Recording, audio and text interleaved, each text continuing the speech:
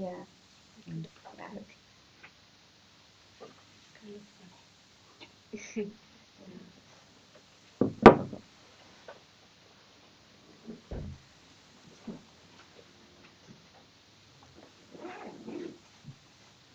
How's your course going? I'm not used to talking as a presenter usually without slides. Yeah, no. So this is, I'm going to be looking a lot. I'm just not used to it. I think people would just be really interested in that. Yeah. Where are your parents from? In Palestine. My mum's from Sudan. My Yeah, I dad's was just checking. Liz. Checking you off. Okay. Yeah. I'm sure it makes sense.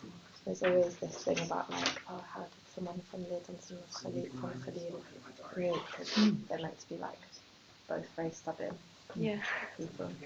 But it's actually fine. And they're probably not the first. So. Yeah, my dad's actually there now visiting. Yeah, visiting now. Yeah. It's funny because Liz is obviously in like 48 territory. Yeah.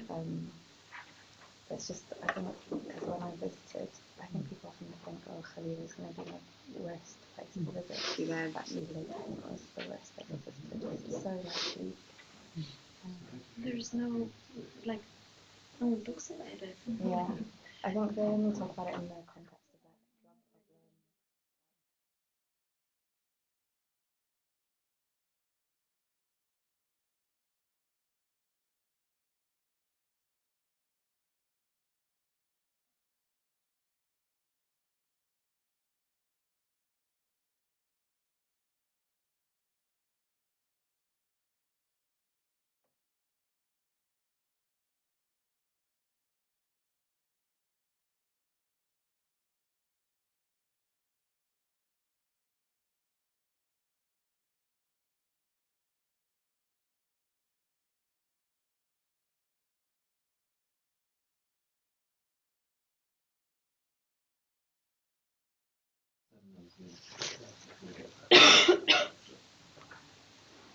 Okay, so we might start. I think people will come in throughout, so hopefully it won't be too much of a distraction.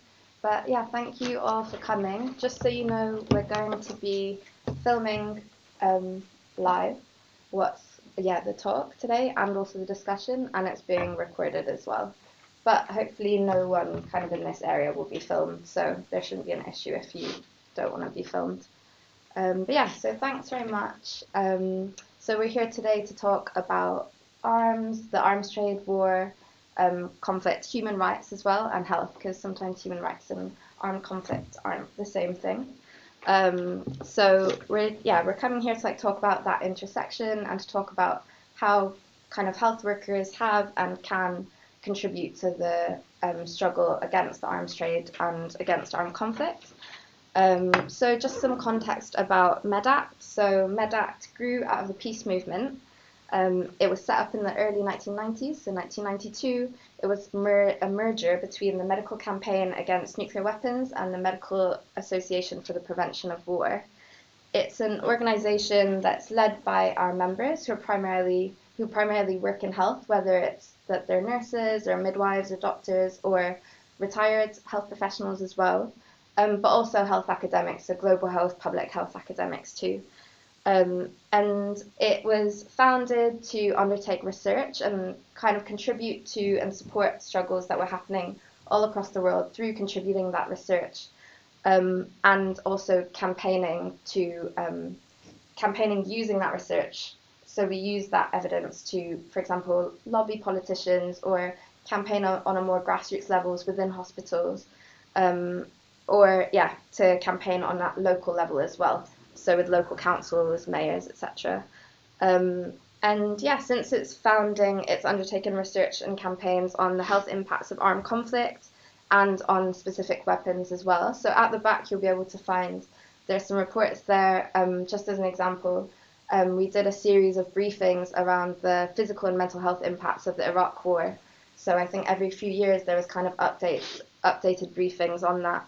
So a few of those are at the back. We also did briefings around health professionals, the role of health professionals in the use of torture around the world. And yeah, so it's kind of like using that kind of research to lobby and campaign. And then the Health Through Peace initiative was founded in 2015, and actually David McCoy's here, and he was a big part of that too. So if you had questions around that, you could aim that at Dave if you wanted to.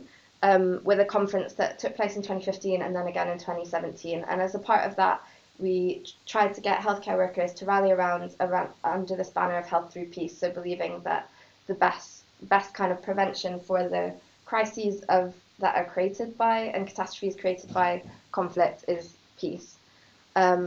So just for some more recent background, we sent an open letter very recently to the Secretary of State for International Trade, which was signed by 276 healthcare workers, which I'm sure a few of you here signed it as well, that challenged the Defence and Security Equipment International, DSEI, arms fair that took place in September.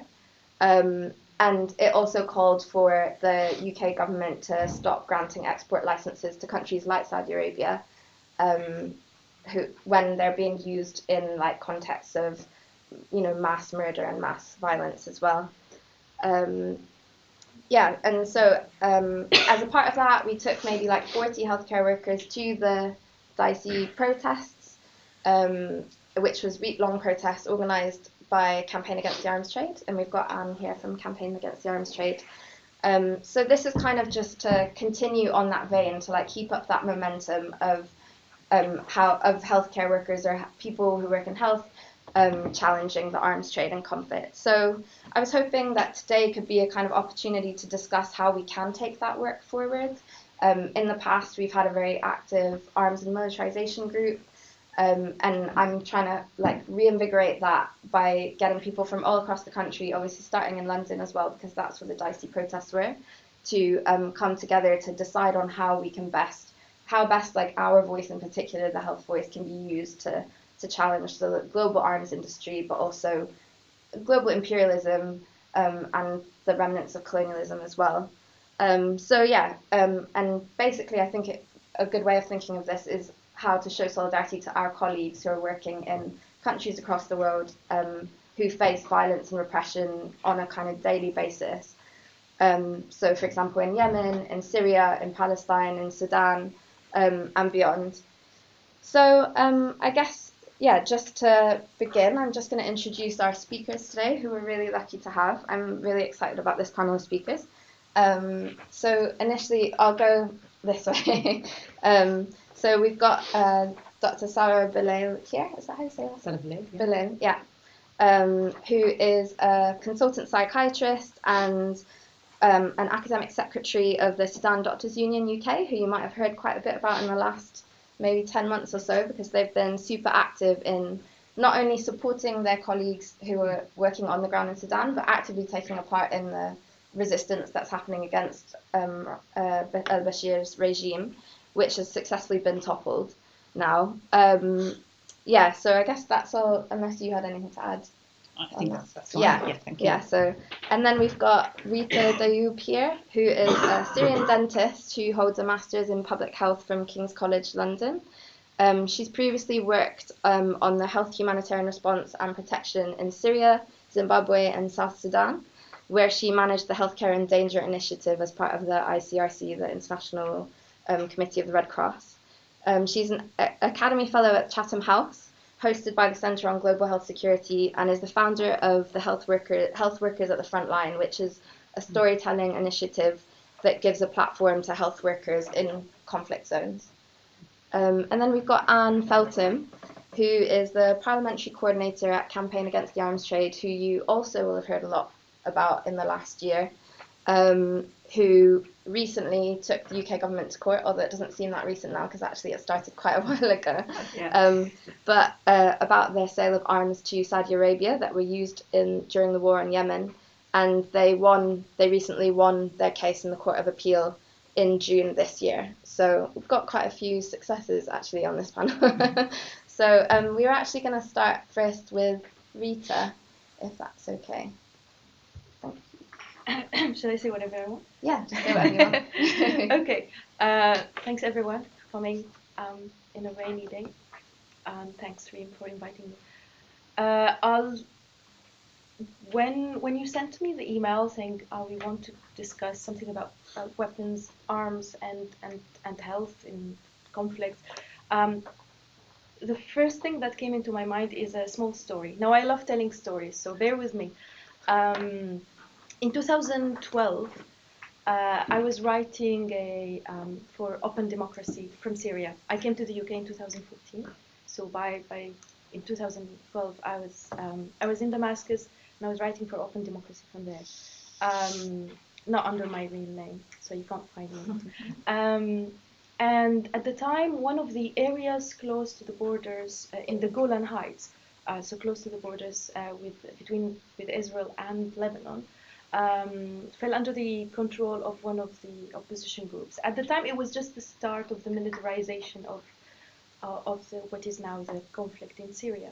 And I wanted to go there to write about what was happening there because it's a very specific and it's a very sensitive area because of its proximity, its regional proximity with the borders, and also the composition of the people there.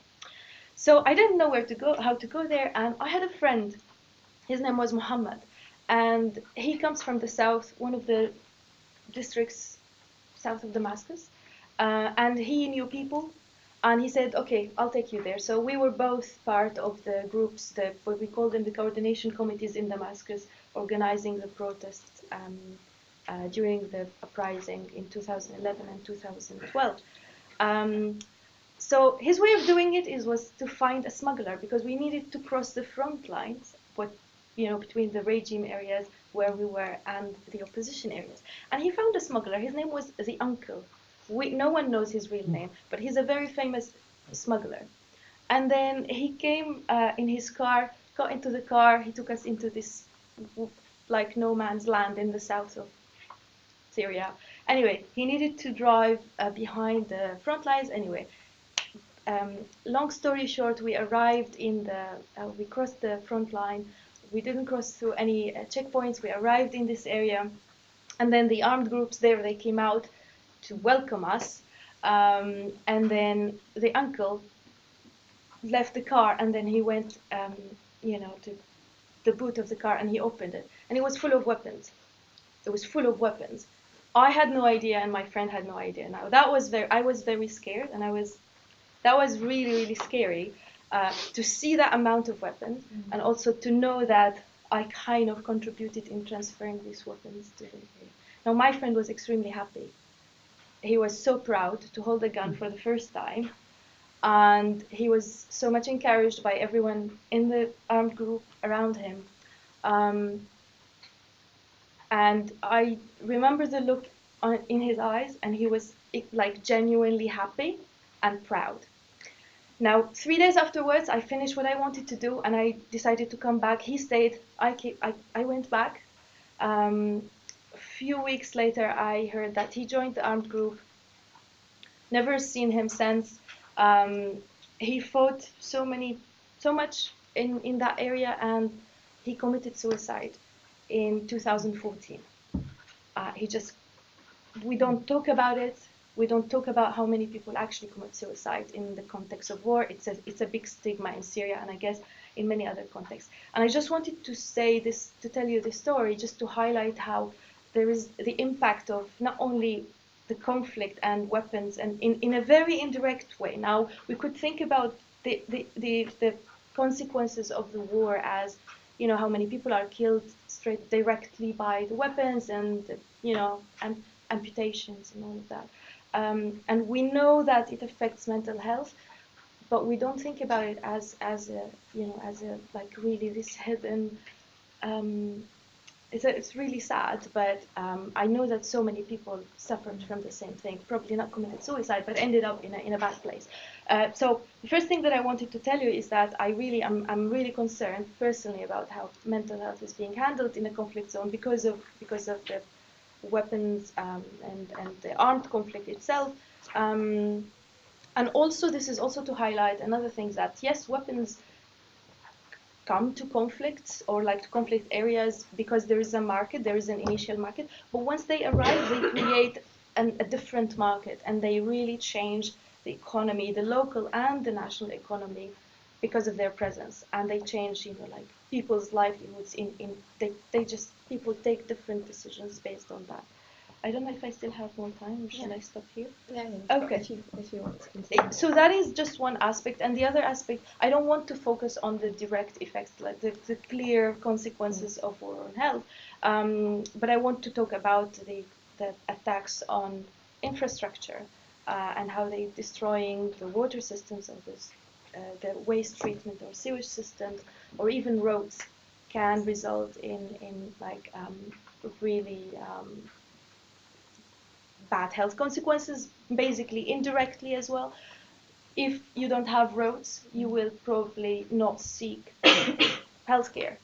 If you don't have safe roads, even more, you will not want to use the road to go to the hospital. That is, just there. And we saw this a lot in South Sudan, especially after several cases of women being raped along, on the roads. There are very, very few roads in South Sudan, but when you need to use them, they are not even safe. And we saw how the destruction of the infrastructure in Yemen led to the cholera, contributed massively to the cholera outbreak there. I'll just stop here, and maybe we can come back after that. Great, thank you. And so I just thought maybe we can move on to Sarah. Okay, thank you, Reem. And yeah, that was quite moving hearing that story, Rita. I'd like to start by first paying tribute to the Sudan Revolution. Many of you know about the revolution that's been going on in Sudan for the last almost 10 months before successfully ending a tyranny of 30 years of al-Bashir's regime. Paying tribute to the martyrs, to the bravery and resilience of Sudanese people. And again, sharing also our aspirations and dreams of Sudanese people about Sudan sort of managing the peace building process that the civilian transitional government have identified as a priority for the first 6 months. I thought to give you a brief outline about the health situation in Sudan prior to this new Sudan that we're all looking forward to seeing evolve, and then to focus on how the most recent impact of conflict and arms had on in one day in Khartoum, focusing on the massacre on the 3rd of June of this year. And then I thought I'd say something brief about the Khartoum process that some of you may know about. Sudan population is around 42 million, 41% are under the age of 15. So the majority are really young people. Most of the population are in rural area, yet saying that the capital Khartoum, there are 7 million, and that includes 2 million of the displaced people from the conflict areas of Darfur, Nuba Mountains, and Blue Nile, Kordofan. Sudan's health profile is among the lowest worldwide. Its numbers 154 out of 160 countries, and is amongst the lowest 16 countries in human development indices. It has one of the world's highest infant and maternal mortality rates. Malnutrition is a major issue. Food scarcity is a major issue. In fact, 4.8 million people are living at crisis or emergency levels as regards food insecurity. Malaria, you always associate Sudan with malaria. Again, 75% of the population, which approximately about 24 million, are at risk of having malaria at any one time. And to the tuberculosis burden puts Sudan among the world's worst affected countries in the region. Perhaps the best indicator of the collapse of medical service in Sudan over the 30 years of dictatorship is the devastating, almost annual, yearly outbreaks of epidemics. The government used to call it watery diarrhea rather than cholera. Hemorrhagic fevers, dengue fever, chikungunya. It's just almost a yearly occurrence, not only in the provinces, but also even pockets of Khartoum as well. And as you can expect, the health coverage over the whole of Sudan is fragmented, is poor, but almost nothing in the conflict regions of Sudan. The impact of the conflict in Darfur, Nuba Mountains, and Blue Nile did lead to the widespread displacement, and almost 3 million are internally displaced people. Majority living in camps, about 1.6 million, 500,000 displaced living in hosts, communities, and settlements around in Darfur. and others just are under the control of armed resistant movements in Nuba Mountains. We also have a lot of refugees and asylum seekers from the south of Sudan. Since 2013, I think the last figure I could find was 450 arrivals from South Sudan, the Republic of South Sudan. Years of conflict and war have resulted in really poor access to health in Sudan. NGOs were completely not there. They were kicked out by the government because of not wanting to show the world what was going on. It's astounding to have poliomyelitis cases, poor vaccination, and of course the gender-based violence in conflict areas is a major issue, with high mortality and high morbidities in these regions. Focusing on the most recent example of the impact of armed conflict on health and health workers, like I said, I'd like to talk about the Khartoum massacre on the 3rd of June. During the 8 months of the uprising prior to June, there were multiple atrocities which were committed, and this included the torture of detained protesters and not allowing access for treatment or investigations. Doctors weren't allowed to write reports. Some of you may have seen on one of the documentaries that was broadcasted on Channel 4, where that protester did have a bullet and was not he was shot, but he was not allowed access. They would not allow him to have medical treatment because of fear of any investigations or evidence of what was going on. And it was all instigated by the Rapid Support Forces supported by the government, the Bashir's regime. In one day, there were 130 confirmed deaths following the violent shooting out by the Rapid Support Forces, whom we call the Janjaweed. People may have heard of Janjaweed forces because they were the ones implicated in the atrocities committed in Darfur for years, raping, burning villages, and all the pillaging that was going on.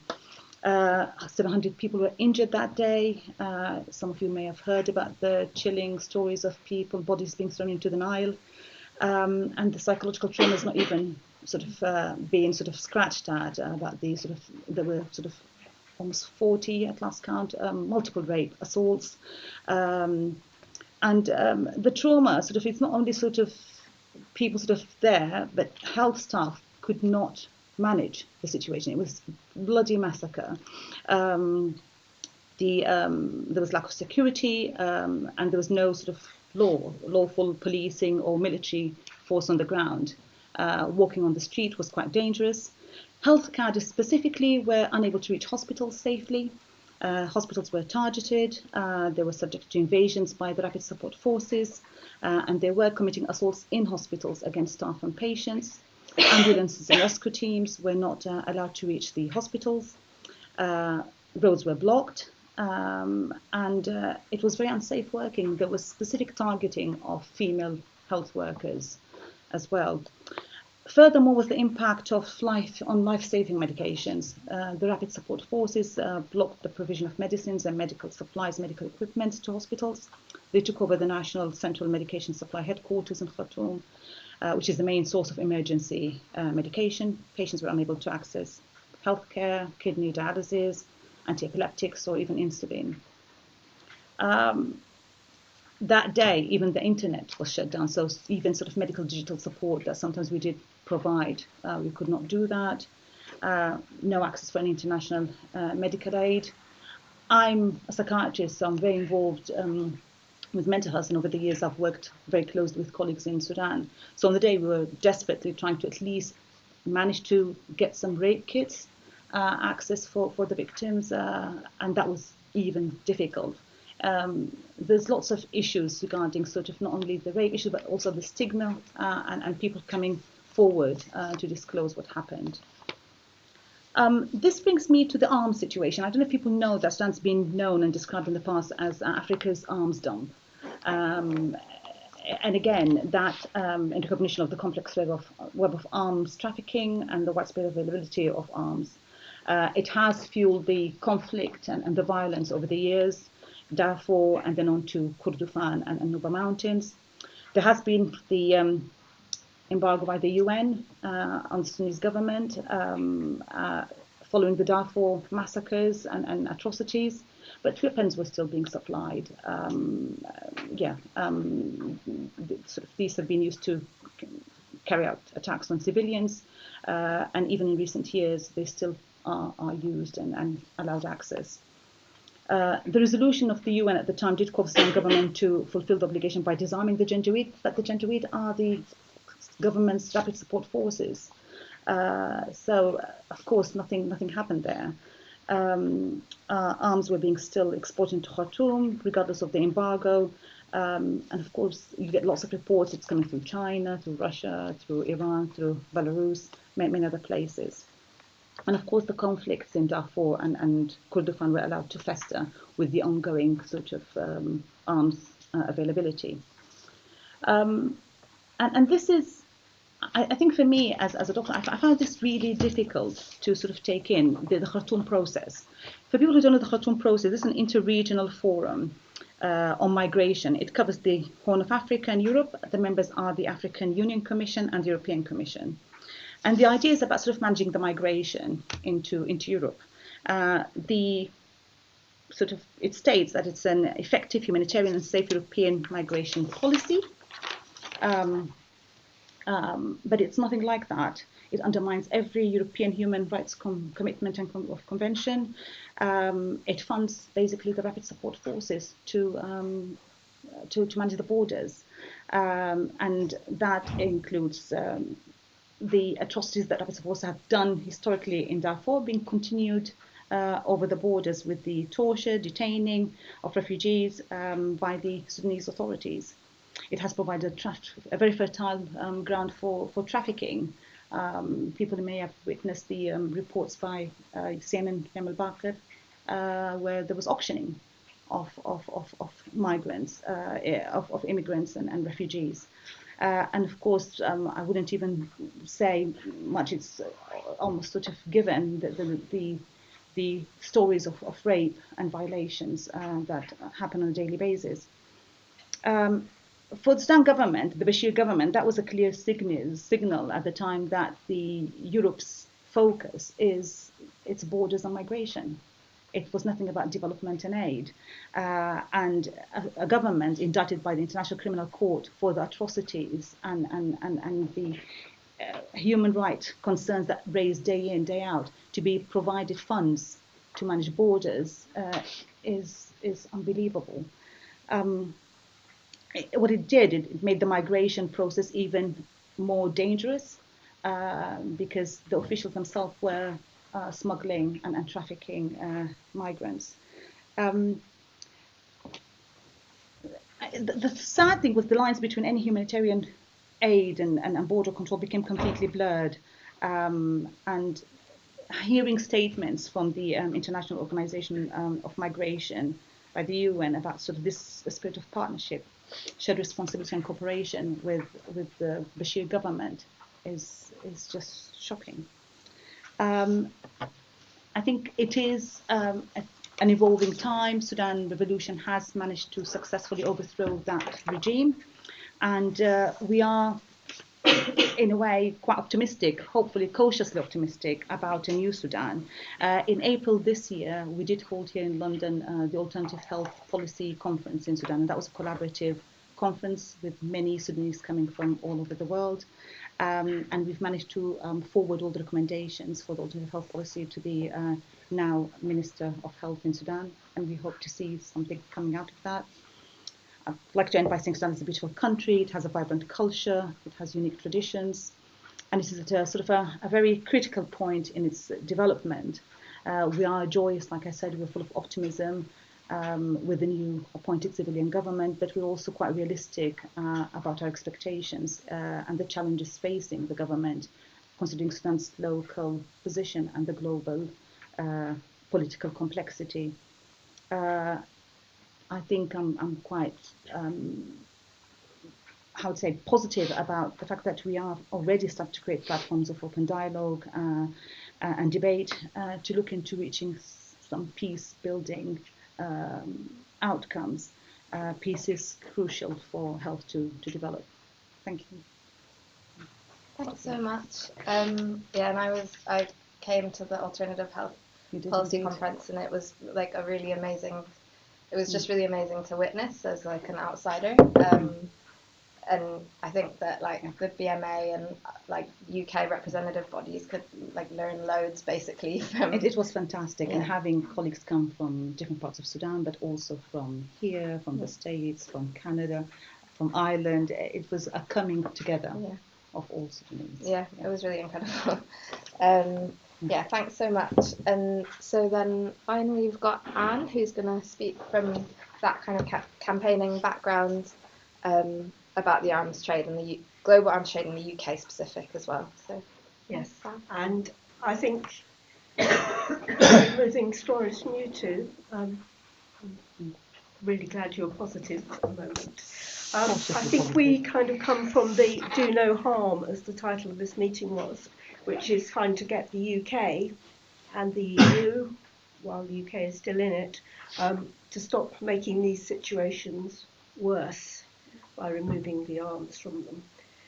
Campaign Against Arms Trade was set up in 1974 after the Arab-Israel war of the previous year, when a number of peace and other organisations, kind of people like the Quakers, Campaign for Nuclear Disarmament, United Nations Association, and others came together. They wanted to work on a campaign between them, and it was pretty obvious the UK had been arming both sides in that war in 1973, so the arms trade came out as the campaign they would work on together. It was supposed to be a short-term campaign, but here we are, kind of decades later, and the campaign is still going on. Though I think my positive for it is that I think a lot more people are aware of the arms trade now, and the opposition to it is gaining ground all the time. There's two kinds of arms trade. There's the one that Rita and Sarah have mentioned. Well, at least I think there's two kinds. That's the small arms trade. It's the kind of weaponry that is used by individuals or small groups. It is traded and traded again and traded again, and there aren't many controls on it. And while some people are making a lot of money along the line, it doesn't have the big commercial concerns that Campaign Against Arms Trade tends to focus on. And I would argue it has different solutions. And I would also say the Arms Trade Treaty, which I think is useless, tackling the arms trade where the commercial concerns have an interest, has a rather large role to play in the collecting and sorting out of the small arms trade where that doesn't happen to that degree. And you've got Safer World in this building if you want to talk about that sort of thing. So I'm going to concentrate on what Campaign Against Arms Trade looks at, which is really the big arms trade, distinct from the small arms. Now, arms are usually produced either for their home government or they're exported. And I'm going to focus a bit on the latter, although the two are obviously very linked. The US is by far and away the biggest arms exporting country. There's no doubt about that. But depending on how you count the statistics, the next bunch is kind of, the ordering of the next bunch varies. And in that next bunch, you get the UK, but also France, Germany, Russia, and sometimes Italy, sometimes Spain, but a whole different variety of countries. But the US is definitely at the top, and the UK is definitely near the top. Over half of UK arms sales go to the Middle East, and that, among those countries, Saudi Arabia is easily the biggest market, which is why when Campaign Against Arms Trade and others take on UK arms sales to Saudi Arabia, you're actually talking about taking on a substantial amount of the arms trade. It isn't a small country that they can bash to one side or make some token of ceasing arms sales. It really is fundamentally in the middle of it. Now, we would argue that arms exports are bad for conflict prevention, and they can prolong and exacerbate conflict, as indeed Saudi Arabia is the biggest example at the moment. And I have to say that even I, who have been working now for decades on the arms trade, even I was shocked that the UK government hasn't stopped arms sales to Saudi Arabia. I thought it was so bad when the war broke out in 2015 they'd have to do something. They haven't. They have taken this court case. They've challenged us every step into the way, and they're appealing now to the Supreme Court, which we haven't got a date for, and the whole time it goes on, the weaponry continues. I mean, they've stopped new licensing of arms to Saudi Arabia, but the existing licenses continue. Arms sales are bad for human rights, and it's not just that some can be used in human rights atrocities, but also with these big arms deals goes a message of approval to the recipient government. So until 2015, our main arguments about not selling to Saudi Arabia was because of its appalling human rights record, and we were saying the UK's sales to Saudi Arabia give UK blessing to what's going on out there. That obviously kind of replicates itself in many other countries too. Arms exports are very bad for development, and I guess with a health audience, I mean, the best example is probably South Africa, which at the end of the apartheid regime, the arms sellers were down there. The arms embargo that had been on during the apartheid regime came off, and the arms sellers from around the world went to South Africa to persuade the new ANC government to buy arms, which they did in great quantities, while at the same time things like housing or tackling HIV, they kind of went down the priority list as they bought things such as German submarines and notoriously from the UK, Hawk aircraft, and the Gripen fighter, which was Swedish, but UK was doing the marketing for it, which neatly links onto the other reason, which is really appalling for selling arms, which is they're quite heavily corrupt. The arms industry has one or two customers. It isn't. It's not like selling fridges or something where you've got a lot of people will be making individual decisions. Arms industry and big infrastructure projects, big engineering ones, they are the ones that are ripe for corruption because 2 or 3 people, maybe even one, is making the decision of whether or not to buy, and therefore it's much easier to have a corruption racket going. And we know in South Africa that was the case. There's massive evidence about it. And we know it's Saudi Arabia and many other places. Now, the UK government has a system where companies apply for licences to export their equipment. And these licences are judged against the consolidated EU and UK export licensing criteria. And these criteria sound really good. They also include the Arms Trade Treaty, and they sound good because they mention conflict, they mention human rights, and all the other things you would expect them to. But it's basically, I would suggest, a paper exercise. And the reason for that is because the controls are very subservient to arms export promotion. UK government's had an arms export agency since 1966, when it was set up by the Labour government with Dennis Healey was Minister of Defence, Secretary of State for Defence at the time. And in that time, the UK sold weapons to human rights violators in countries involved in conflict, including Pinochet's Chile, Galtieri's Argentina, Saddam's Iraq, Gaddafi's Libya, all sorts of regimes that are now looked down on, despised and considered bad, but the UK governments at the time were very happy to sell arms to. That arms export agency is now called the Defence Security Organisation, and it's within the Department of International Trade.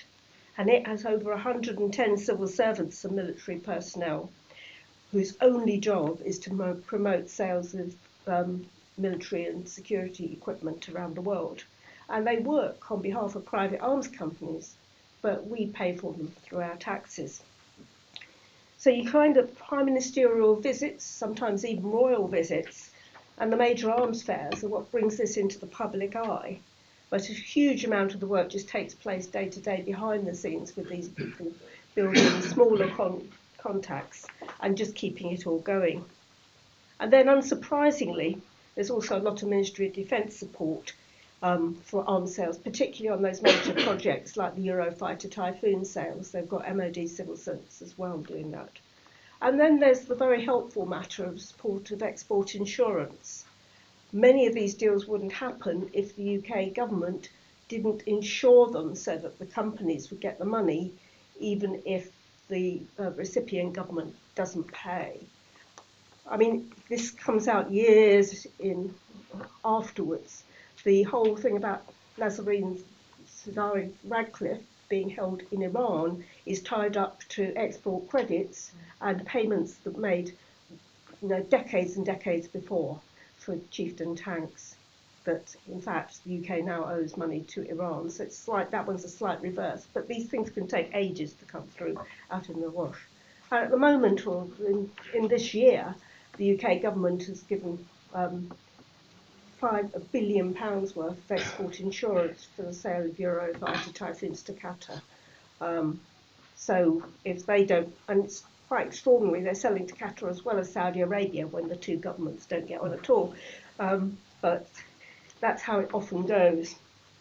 So the biennial arms fair in London, the DSEI Arms Fair, sorry, I'm not supposed to call it that. That sounds too cosy. The DSEI Arms Fair earlier this month at the Excel Centre is one of the public kind of faces of the arms trade. But it's going, I must stress, it's going on quietly all the time. So the stopping of all these kind of arms export promotion and subsidies is a key part of CAT's work.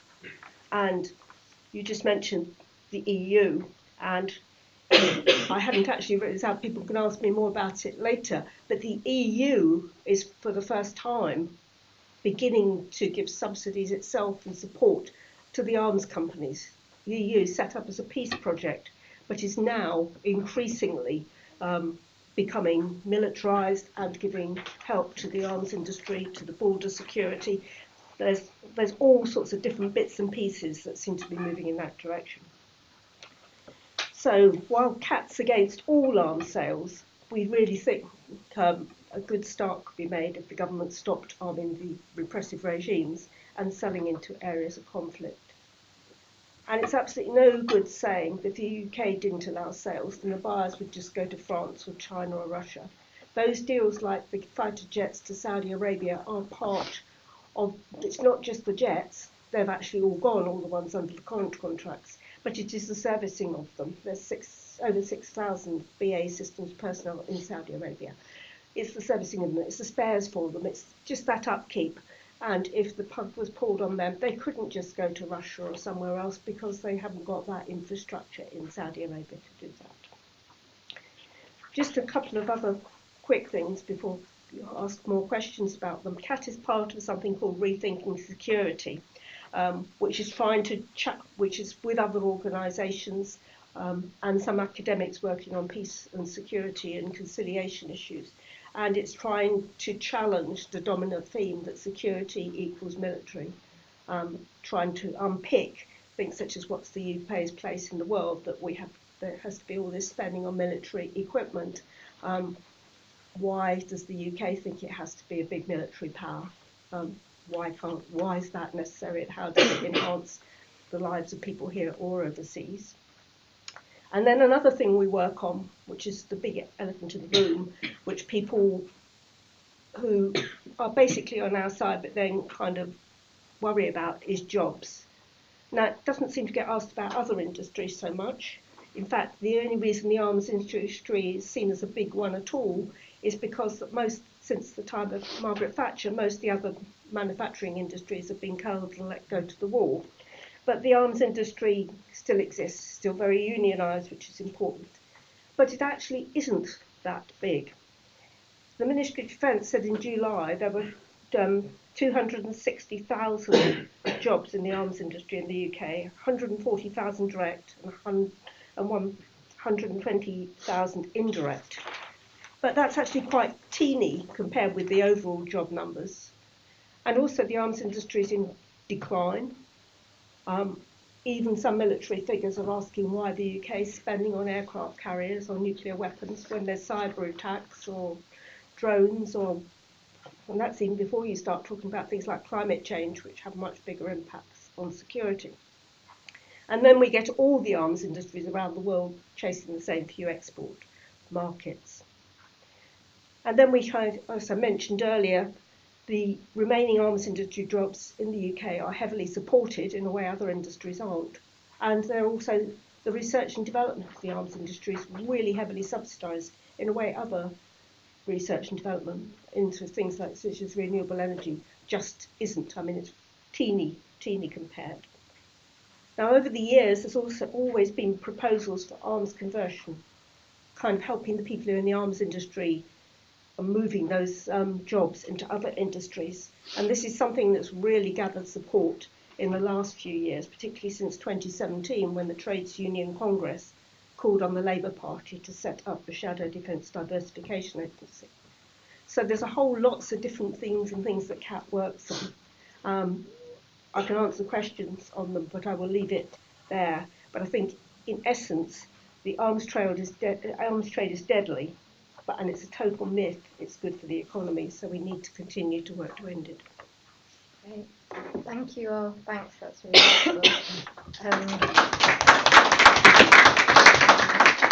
Yeah, it's just interesting to hear you, because I know, for example, you've worked at CAP for a couple of decades now. Is that right? And I wonder, yes. More than a couple of decades. But yeah, one of my questions, like specifically for you, was in that time that you've worked there, have you seen a significant? You mentioned already that there was like a decline in the arms industry, but I guess like from a kind of outsider perspective, I see like a massive like increase in the kind of standing of the arms and technology industry. And I guess one thing to mention is sometimes, yeah, like private companies manage to sell their wares as just technology or high tech. It's a high tech industry, but some of the parts of this technology is used to contribute to, for example, the manufacturing of drones. But they manage to claim, oh no, we just create technology parts, which I know I've been involved in protests against some arms companies, and Elbit being one of them. And I remember Elbit was using that argument as well, that you couldn't prove that the parts that they were manufacturing were going to be used in making drones. Or so I just wonder, yeah, like do you think that there has been a decline, and also how do you see that fitting with the public opinion over the years, the shift of public opinion, and I guess considering as well the war on terror within that, where does that sit within it? Sorry, it's a bit of a big question.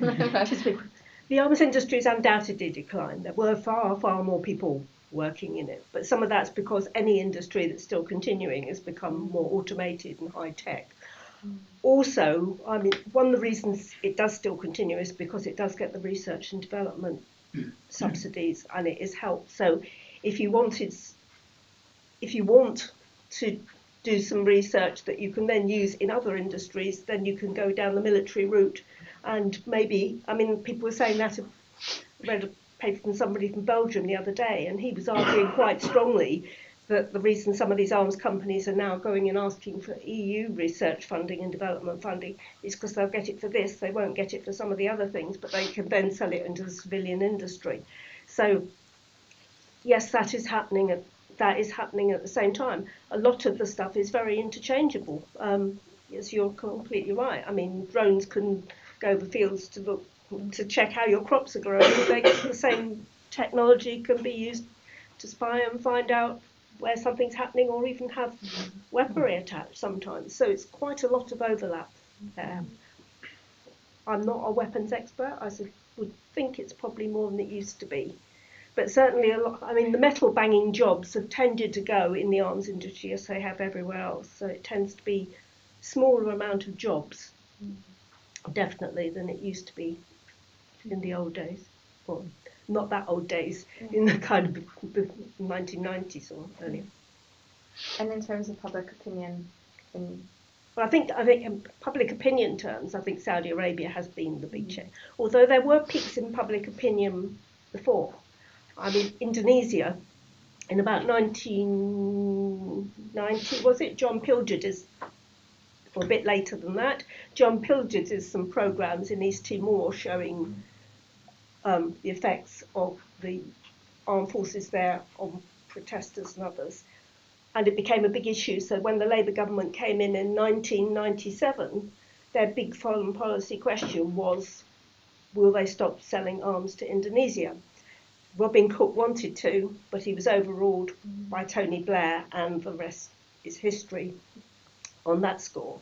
But Saudi Arabia, we've got the situation now where all the opposition parties say there shouldn't be arms to Saudi Arabia.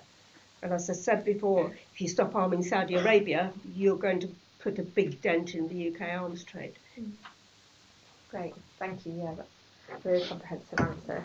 I had a question. We're opening it up now for general discussion. I'm just going to start it off with like a very broad question that maybe each of you can respond to, which is basically, yeah, do you think that the international health community, and within that sits the UK health community, do you think that it has a unique role to play in challenging war and armed conflict? And that's very, obviously, like, as Medact, we would argue, absolutely.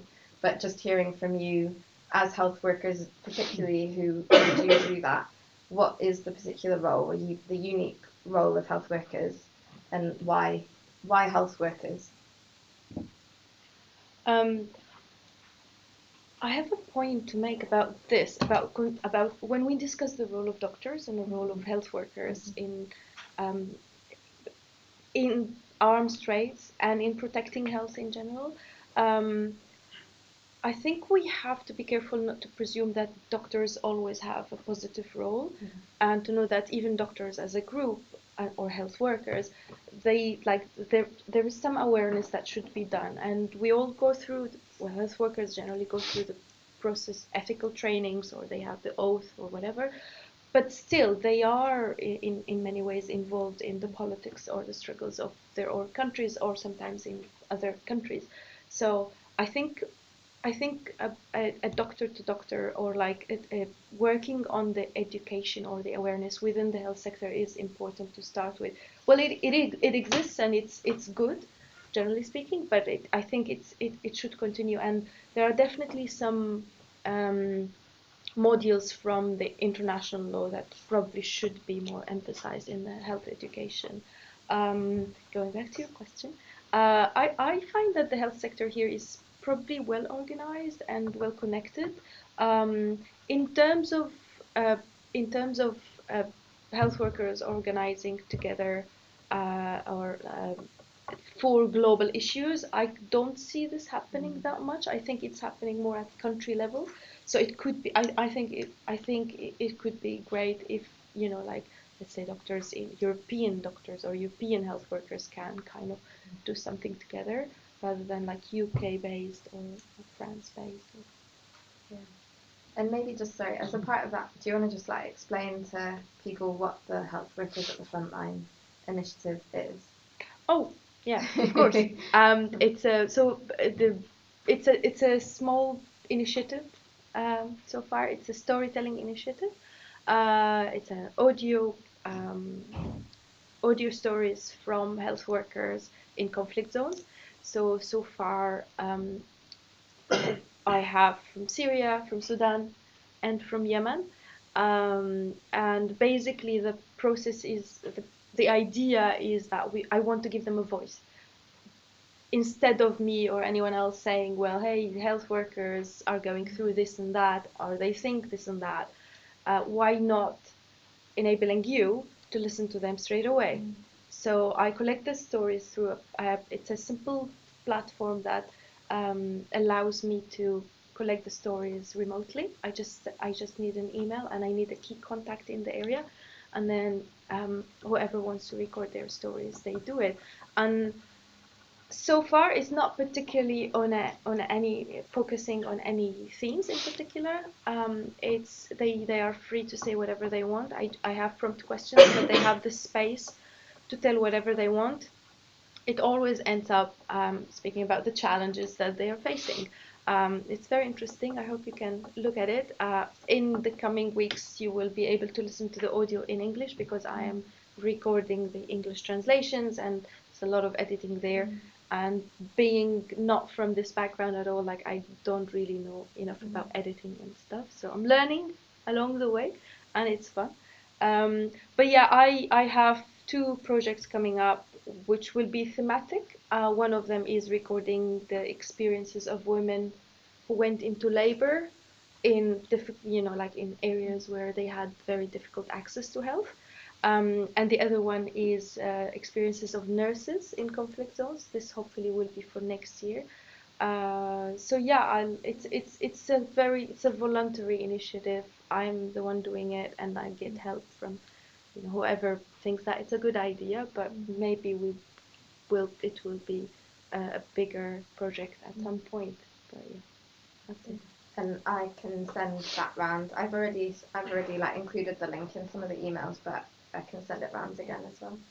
But yeah, Sarah, maybe. Okay, I just want to say, sort of, in a way, the health workers, the World Health Force, be it doctors, be it nurses, be it health support workers, have a unique position generally because they are in touch with suffering. They have that credibility behind sort of what happens and the stories they tell. And it does sort of, there's a lot of trust in health workers generally. I would say the UK has a very unique position as well in supporting that. I'm speaking specifically about the Sudan Revolution. Having the support of Medact Solidarity Statement, having the support of the BMA, that Lancet article, that generated a lot of interest and support throughout the whole community. That was not a politician, that was not a party saying what was happening. And generally there's this impartiality that's being assumed under the medical and health workforce. So it does have that position, and the UK specifically, I think because of the history, really, with Sudan, with other countries in the region, Middle East and Africa. People still come here for their specialisation, for their training. Sudan specifically, we get a lot of support as far as medical training in the past, before this regime, throughout the regime, and even now. So having the support of the UK's health profession goes a long way towards making change. It was that statement that sort of led to Jeremy Hunt. I don't like Jeremy Hunt very much, but anyway, he had a very strong position supporting the Sudan Revolution, and sort of stopping the. If it wasn't for that sort of strength of statements coming through, and I would say specifically from the UK, the torture that was happening would not have stopped. There was a time when there was lots of torture, people were being kidnapped, assaulted in detention centres in a very bad way. The beatings that many people have witnessed on screens, that did sort of stop when the sort of the world basically got the statements made specifically, I would say, from the UK, like the Lancet and the BMA and sort of your Medact supportive solidarity statement did go a long way to supporting the revolution. Yeah, and just to, like, I really do think the Sudan Doctors Union, the UK branch, I think the strength of it and the, like, level of activity I was speaking to you before is, like, really, I haven't really seen it in terms of, like, other diaspora communities that are in the UK. And I think, like, even that in and of itself, like, I know the reason why Medact actually took action on Sudan was because one of our members contacted saying, have you seen this call out for international solidarity from the Sudan Doctors Union? And can Medact do something about it? And that's what led us to taking action. And I think it is the fact that, I just basically want to give loads of credit to the union. And the union did, the Sudan Doctors Union did sort of write to different people. And I would say we had a fantastic response from the Royal Colleges as well. I don't know if people have seen the Royal College of Obstetricians following the rape and the assault, rape assaults that happened to women. A very strong statement. The Academy of Medical Royal Colleges, again, a very collective statement from all the colleges. And it is quite gratifying. We are Sudanese British. We've lived here for many years. We work in this country, and it is quite sort of heartwarming, really, to get the solidarity that we had from colleagues here in our trust, from our colleges, and from the whole health sector in the UK. Yeah. Great. And Anne, I wonder if, because I know Medact, for example, has worked with Campaign Against the Arms Trade for like quite a while on different campaigns, and I wonder, where do you? I've spoken quite a lot to like Ibtihal and about how can we support you? What's the best way that health workers who maybe do, as Sarah said, like have a bit more, that generally more trusted in society, have like quite a lot of standing in society, whether that's also used for the good and the bad. How do you think that, health workers in particular play that role within the peace movement or the anti-arms movement? Well, I mean, I worked most closely with Medact years and years ago on landmine work, but now I would think it's because doctors and nurses are looked up to in society, then letters to politicians kind of saying, look, this what's going on in Saudi Arabia and Yemen is completely unacceptable. Can you stop selling the arms? So I think using the kind of influence in society Though I was thinking while you were saying that, of course, for a long while, the person who was the Secretary of State for International Trade, Liam Fox, himself with a medical background, so he was actually doing all this signing off on all these deals, despite that. But other members of Parliament are doctors, and even some of the kind of have worked in places like Palestine and things like that. Philippa Whitford, I think, comes to mind instantly. So they're bringing in that kind of knowledge. So if there's other members of Parliament who are medical people, that would be a helpful kind of your contacts with them. But I would certainly think kind of as kind of valued members of society speak up, so it just isn't the kind of the normal suspects. Yeah, and also just thinking about, of course, Bashar al-Assad himself was a dentist, right? No, he's not a dentist. He's a, how do you pronounce it? Ophthalmologist, yes. isn't he? Trained in the UK. Yes. Yeah. So I think you're right in that we shouldn't we shouldn't like valorize all health workers, and as I said, like a strand of our work was actually campaigning around health professionals taking part in torture. And for example, like I wanted to speak about different options for ideas for campaigning, but I know one of those is also had the role of NHS workers in immigration detention centres here in the UK, trained by the NHS, working for the NHS, but in these detention centres, sometimes for the good, sometimes for the bad, and there's been leaked footage that shows what that kind of bad behaviour is. So I had a couple. And we do know that certain health workers or certain doctors choose not to treat people who have a different political affiliation. It happens, despite them taking the oath or despite the medical ethics, but it happens. It's unfortunate. Yeah, of course. Yeah. I had a question to ask. Can I ask? I can't wait. Thinking about cybersecurity and the increased risk of cybersecurity, do you think that it will kind of shift the focus from weapons and arms in the traditional sense, in the traditional way, into more focus into cybersecurity? I think, that's come up alongside at the moment. So they are kind of spending more on that alongside the traditional weaponry. But I think it will, because I think some of the military personnel themselves are kind of questioning this spending on the military. I think whoever set those rockets onto the petrol in Saudi Arabia caused a lot of damage with low-tech weaponry, and the air defences didn't seem to stop it. Might make some people question the value of spending an awful lot of money on something that doesn't work. And there have been commentators already saying that, kind of looking at the UK or the US in particular. So I think it might be shifting that way, but at the moment, if the arms companies can still get the money for the traditional weaponry and get the additional money for the cyber, BAE Systems has a cyber bit, then they'll take both. But I think it won't be them it won't be the companies who kind of roll back, but I think some of the military themselves probably, yes. Great. So I wondered if, are there any questions or comments or? There's just one question. Like you've got a lot of people who've left Syria who are all over Europe now. A lot of these people fleeing Syria and other war zones. A lot of these, the health workers, the doctors and nurses, the other professional workers, and what you've got, basically, you've got all these people living, they're destitute in northern France, basically, where they're not getting in rubber dinghies to cross the busiest shipping lane in the world, risking their lives for fun. I don't know how Boris Johnson can say France is a safe country.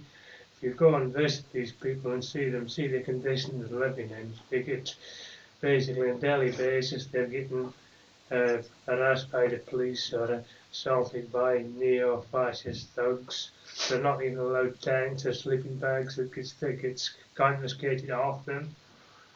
So if you look at the So France is clearly not a safe country, whatever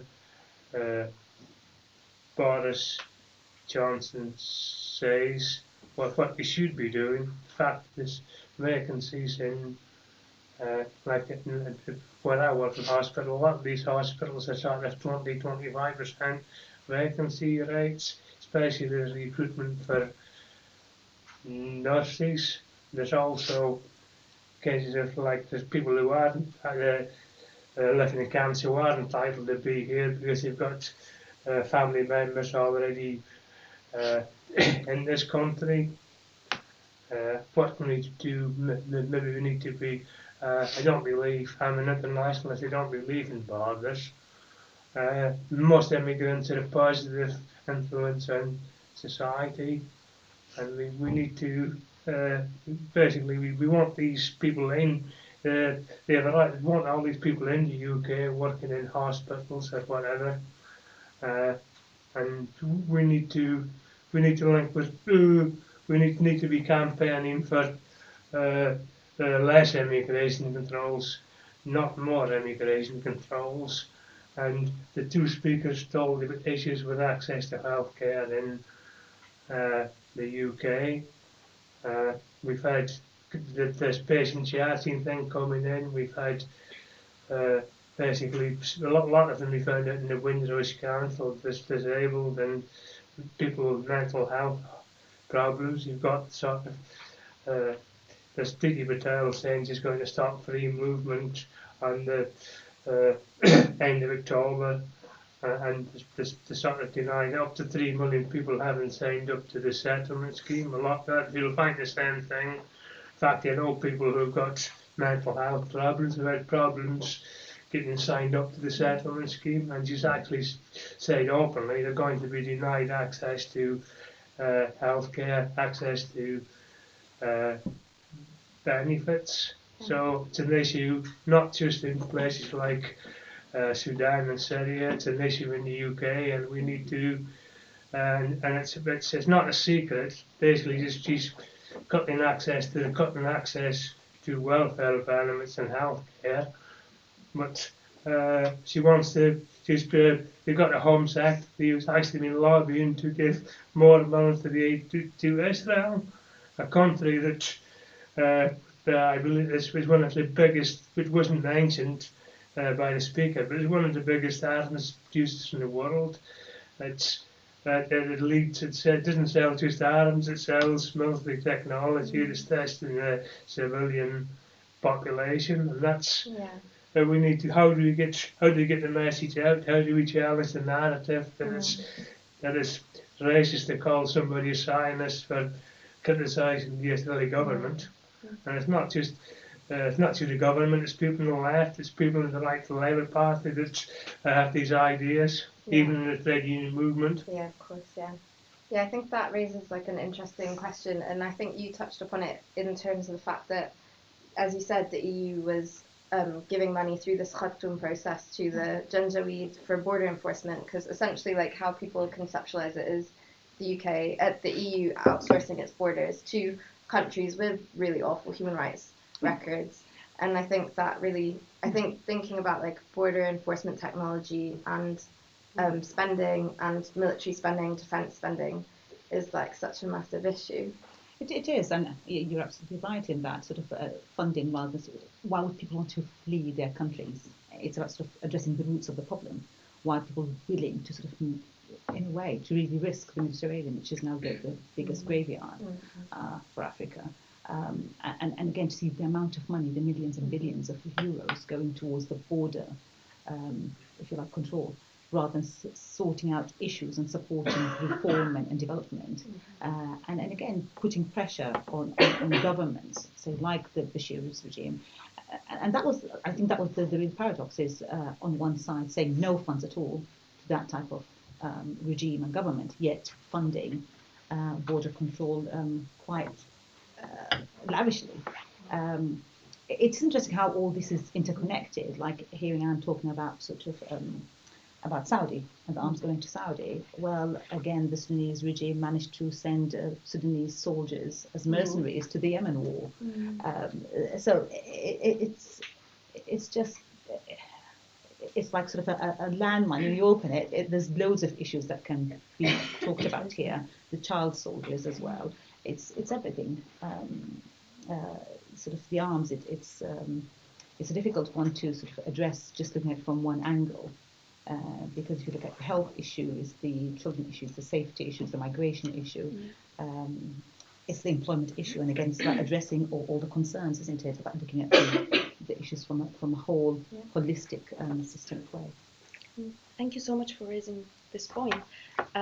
These points. One of the things that I find extremely interesting is that, not interesting in a disturbing way, is that the lack of the transparency about what is happening in terms of the weapons trade and what's happening at that front, how much is going to Saudi or to other dictatorships, or how much the UK is contributing to these wars, is not linked in the public opinion to the to the refugees or to the migrants coming to Europe or trying to come to the UK. They don't see the link between what the government is responsible of doing in terms of like fueling the conflicts in different areas, and between the people who are suffering from these conflicts and seeking refuge somewhere else. And this is like, in my mind, it's so unfair because you see a lot of people here in the street and elsewhere saying, well, you know, it's not our problem, and they don't see the link between their government decisions and, you know, the consequences. Yeah, there's definitely this disconnect, not just in terms of the arms industry, but in terms of, I guess, like Britain's historic role, and like I'm thinking from a Palestinian perspective, the role that Britain played in the creation of the State of Israel. And again, like having this kind of narrative of, you know, I'm sure that, you know, there's not very much, I mean, there's a lot of sympathy for Palestinians in the UK, but there's also a lot of anti-Arab, anti-Muslim sentiment. So having that side by side when you think, you know, the UK is fueling these conflicts. And one of the questions I wanted to ask actually was, and I know it's been mentioned in the Sudan context, I think because of that funding from the EU, but about, and it was brought up around DSEI, around the amount of funding that DFID, the Department for International Development, sends to countries like Yemen, or the amount that's raised through DEC appeals or like emergency humanitarian appeals. But at the same time, you're kind of sending all this money as a country, or appealing for British citizens to fund this, while at the same time funding weapons or like selling weapons to Saudi Arabia that causes these humanitarian crises. And there's a bit of a dissonance there, a kind of, like psychological disconnect where somehow it seems so obvious to say, but isn't so obvious. And how do you see, when we're talking about this kind of disturbing disconnect, how can we kind of tackle that, or how can we challenge that, or maybe if others as well have an idea of that, how can we make it more clear to the public and to politicians that actually, like, we just won't accept this? I think we are probably on the right track, but we need to talk more about it. We definitely need to make the link between the consequences of any conflict and the waves of people fleeing from these conflicts, and the political and the weapons-related decisions that are taken by any government. If these links exist, I think we should speak about these links to the public, and this should be included in any campaigns that are being done. Because so far they are being, in my opinion, as far as I've noticed, they are kind of a little bit separate. Like, there is a lot of work done on both, like on both sides of the, on both issues, but they are not really linked together, or they are linked, but like it's not the main narrative that we have. So. Quite if I may add to that, even sort of just hearing Anne today, I got to know a lot that I never knew about with the arms trade, and I think that is a surprise, hearing a lot of what I heard today. And it's about having these platforms where the public is made aware of what goes on. It's interesting when we have politicians sort of debating, we talk about immigration, but not about the arms trade at all. We talk about sort of, again, when sort of prime ministers sort of before elections, we're thinking about all of that. You get all the questions about sort of views on migration, but I don't think I've heard at all anyone asking about sort of their views on arms trade. Yeah, it would be great. I think that, I mean, one of the things is that if Saudi Arabia is the big example, there aren't actually that many refugees coming from Saudi Arabia because they simply can't get out the country. If you're talking about UK military adventurism more broadly, then from Syria or from what was done to Libya, which is now kind of complete, just horrendous. Yes, I would say there was a direct link with the refugees there. I think one of the things about Yemen is, as I say, people haven't been able to get out largely. But where there is the Yemen connection is, as you pointed out, the spending by DFID in particular on huge sums to mitigate against stuff that other government departments have been supporting and helping BAE Systems supply. I think one very technical and small, and I don't know if it would have much of an impact, thing that has been raised is that those export licensing criteria that I mentioned actually include, criterion 8 is actually about development. But it turns out where DFID has a say in the export licensing process, it's usually only the Foreign Office, Ministry of Defence, advice going to the Trade Department, which actually makes the decisions. But the international development advice is limited to those exports to those countries which are in receipt of official overseas development assistance. Saudi Arabia obviously isn't in receipt of that.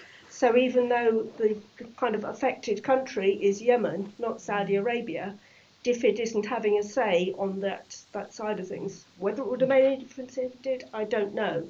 But it just simply isn't at the table.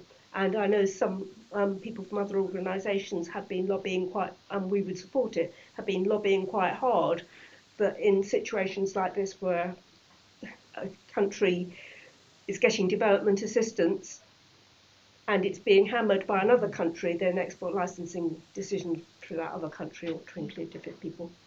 Yeah, it seems like a total lack of communication or lack of political will between different government departments that means that we're going around this funding cycle basically in this vicious cycle. I think. So I'm going to take the question. Which question? So I take a question from the people who are live streaming it. Sure. So we've got Michael Ogle, who's one of our members up in Scotland.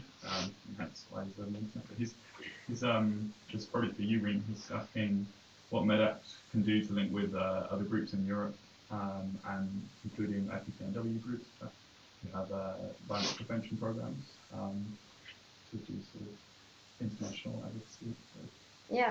So I recently, as maybe Michael will be aware, but recently went to Berlin to join up with the IPPNW Germany folk there who primarily work a lot on nuclear weapons. So IPPNW works primarily on nuclear weapons, but also works on all different kind of peace and security issues as well. Kind of like Medact is the UK branch of IPPNW.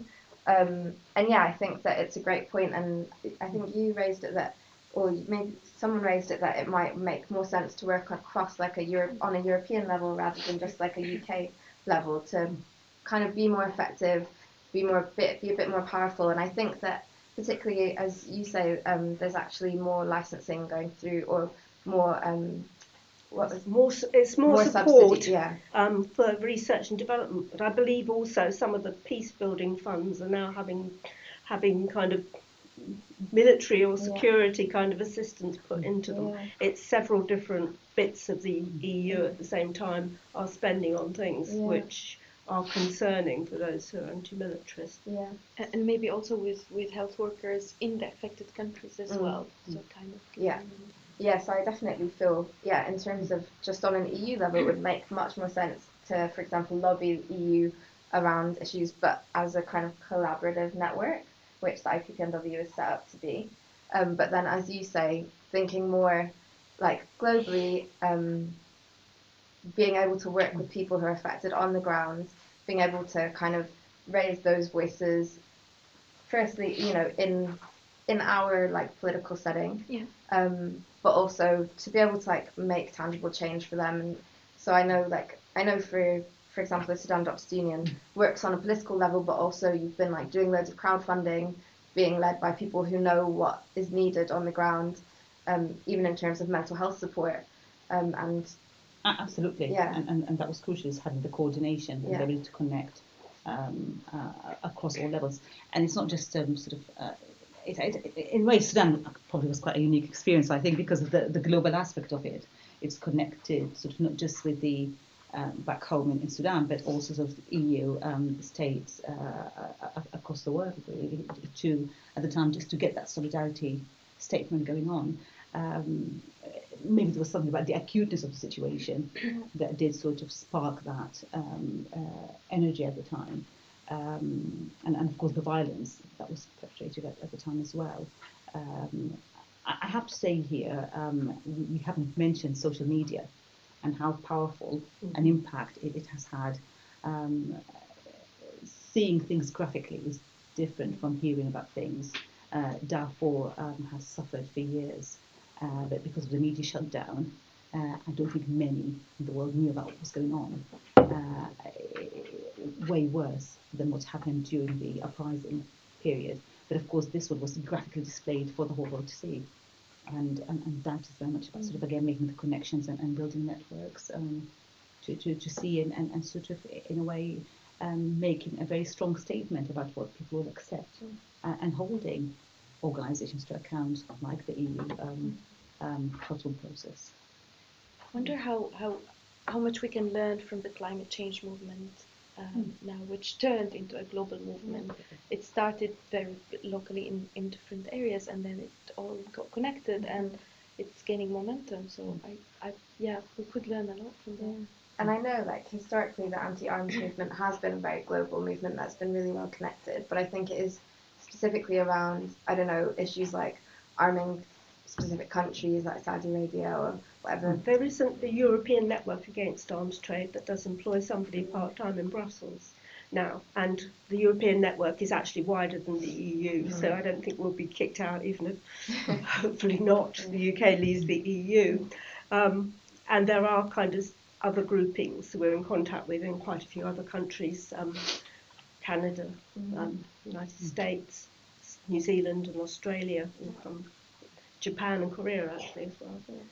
So people are learning off each other, and some of that's about people opposing arms fairs. Some of it's much more kind of advocacy based and people who work on parliamentary levels in different countries. And I think one of the things we've got here with Campaign Against Arms Trade is we do both, but in some places it seems to be one or the other.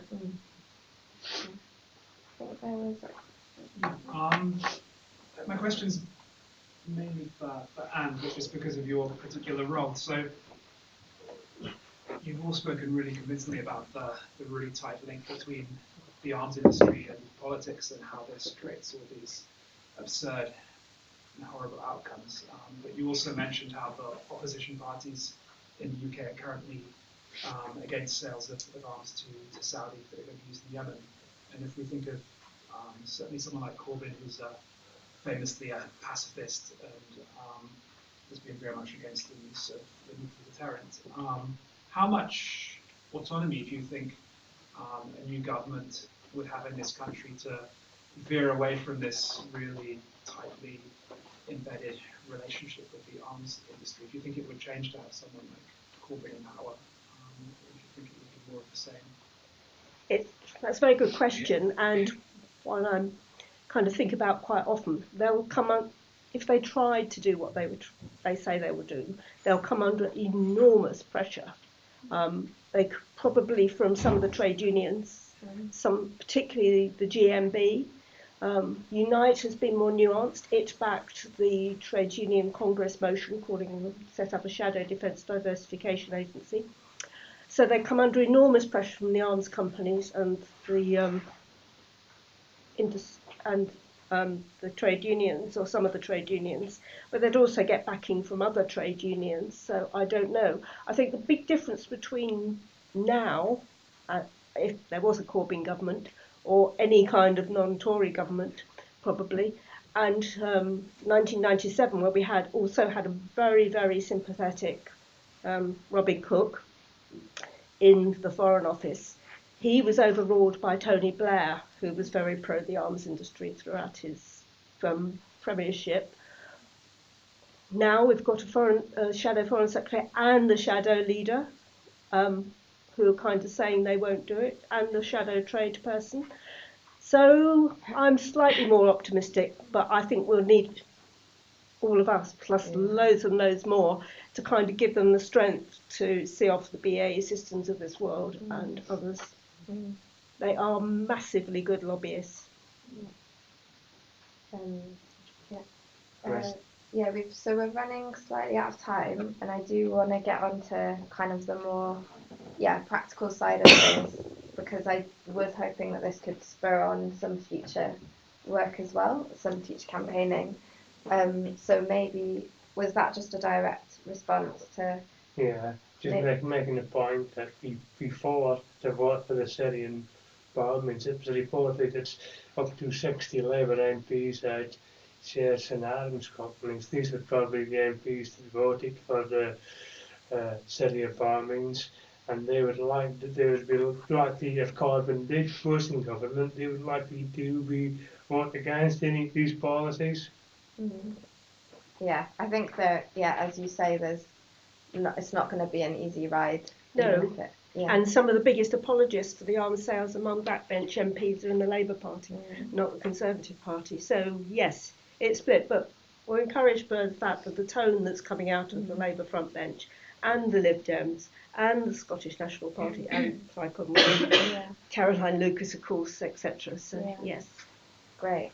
So I we are running out of time. So I was hoping that maybe we could. So I was thinking, just of like giving some ideas for the types of things that, as Medact, we could do, or as a movement of health people interested in health or health workers, what we could do. And I'd written a few down. So I don't know if people wanted to just comment on whether they think that it would be effective. Also, I'd love to hear from you guys, considering we're all here in a room together.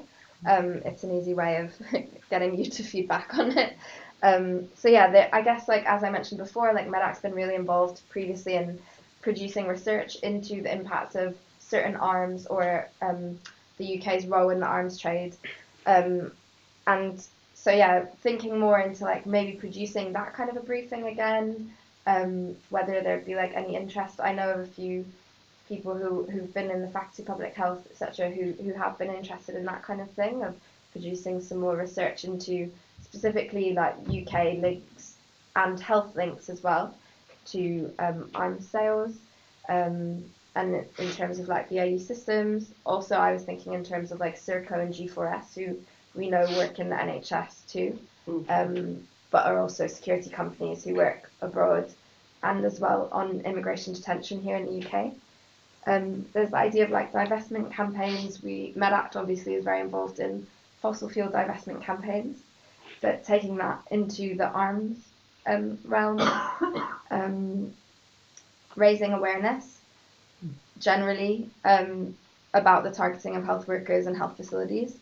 I know I don't think there is much awareness here in the UK about the fact that Saudi Arabia or the Saudi-led coalition has targeted or attacked over 70 health facilities in Yemen. And I know, I particularly look at you and actually both of you, because of your work in the targeting of health workers and health. Do you think that there is do you think there is a space for more work, or the health voice to contribute to that? Because I know Bahrain's another place where the health they went into the hospitals tracing people. Yeah, same in Sudan, going into hospitals. And I do think that we probably have to diverse the way we communicate about these issues. I think that we have to expand also to different new audience as well. I am very supportive of using new technologies to reach out to different people, to new people, to children, to teenagers, to very young people, to university students. There are the student unions in the universities here are very active. That's my impression, and they are I think they are. This is this is an area that I know that in Dublin, for example, is starting to, like in Ireland, there is like they are Ibrahim and a few doctors from Bahrain and from other Arab countries. They're trying to bring together the student unions in Ireland, which would be great. And I think this is just an idea. But yeah, the diversity in the messages and in the way we communicate them, because I don't think that many people would be keen or would have, I don't know, like the willingness to read the reports and then come up with conclusions. So again, I think that there is a lot to learn from the climate change movement, and what they achieved so far, and I really hope that they continue to the momentum. But there is a lot to learn from them and to use the things that they used. Yeah. And I think there are some students in here. Yeah. Are you involved in Students for Global Health or? Yeah. Yeah. Yeah, because We're studying global health. okay. Yeah, because I agree. I think that it's like Students for Global Health also are like such a broad network, and we work closely with them.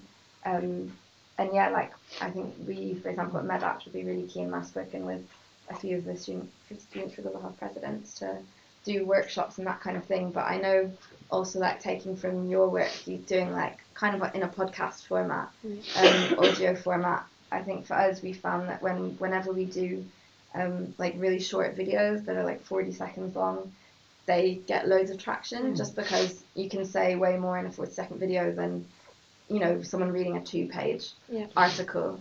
So yeah, like if people are like keen on kind of getting involved in that more like creative side of things, I'm not like the most creative person, which is unfortunate, but yeah, if there's people who have that kind of know-how and skill, we'd be really keen to like hear from you about this as well.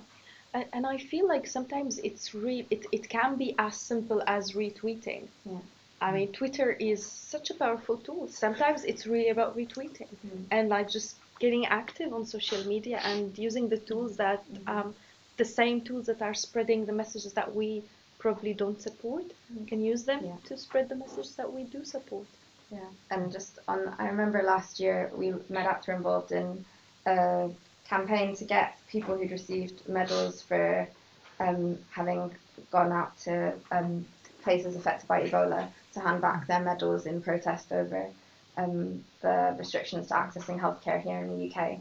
And I remember there was one doctor who handed back a medal who maybe had like 6 followers on Twitter, and she put up a really short video explaining why she was handing back the medal, and it got 2,000 retweets. And she was just shocked because she was like, I have 6 followers, how did this happen? But you're right, I think it just spreads and spreads, and it does make it more possible for it to get higher up in people's... And it helps connecting with the networks that are in other countries as well. Yeah. And it helps the people that are in the affected countries to feel and to see that there is support there. Yeah. It means a lot to them. Yeah. Yeah, so just on that, because I think we're going to have to end in like 5 minutes. I don't know if there was like any other questions before I just kind of tried to, see. One other question there, So Michael again was online, was just thinking reference to some of the stuff that you mentioned about unions and what is the role of like health workers, and it might be able to influence some of the unions, the supportive ones and the ones that are less supportive.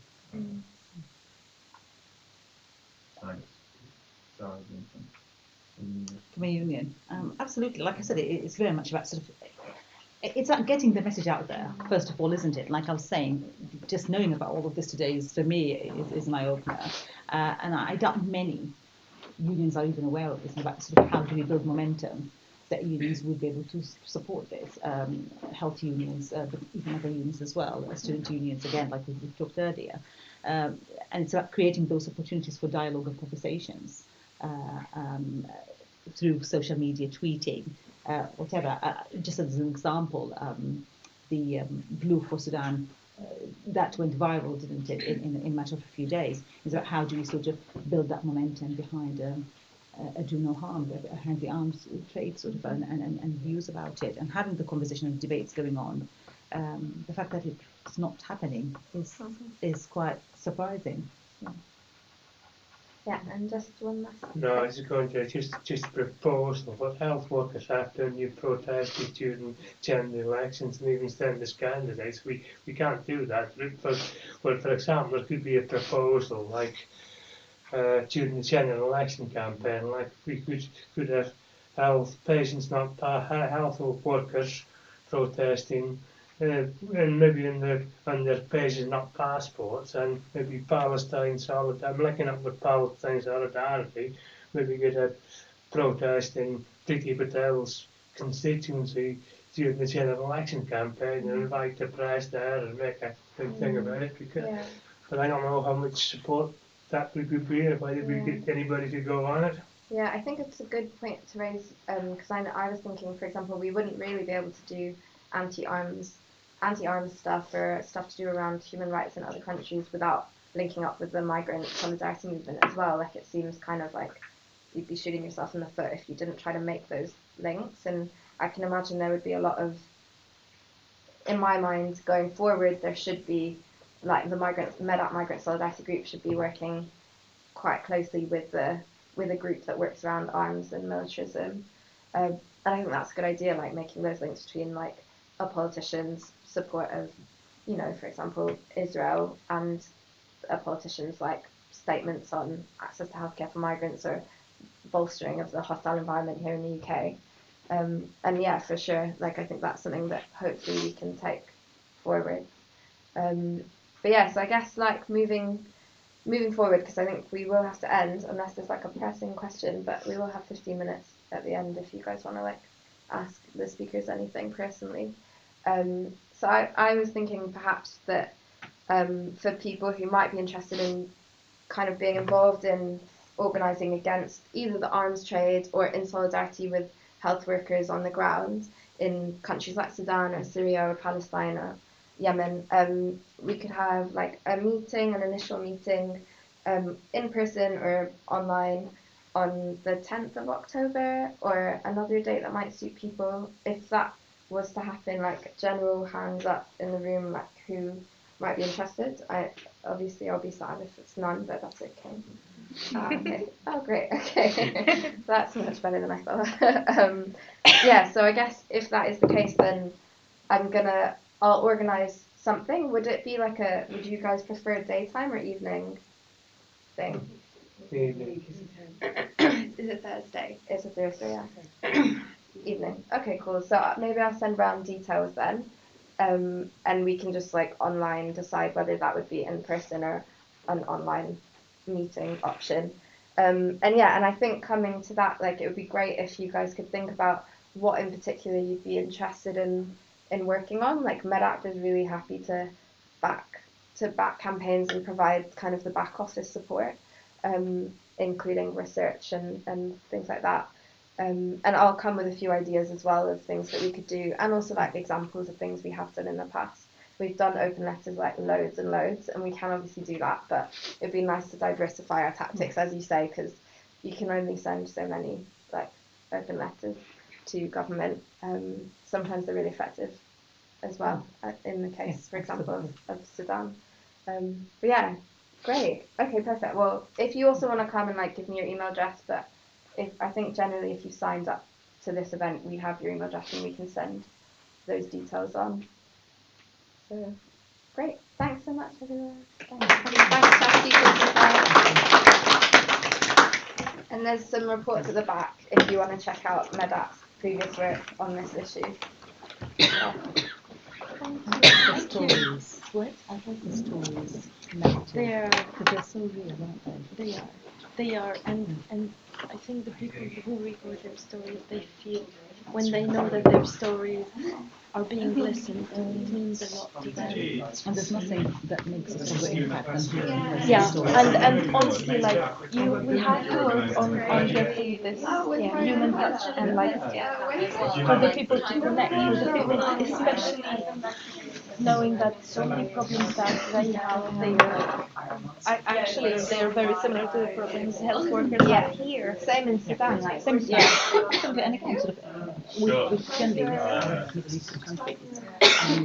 many of the funds, gender-based violence. Yeah, it's just does not get talked about at all. That's great. Nice to meet you. You know, Yeah. to help other And people to come out you're and also talk about global justice. health student. Yeah. Just Kelly, Okay. Yeah. Great. I have your email. Okay, that's good then. Yeah.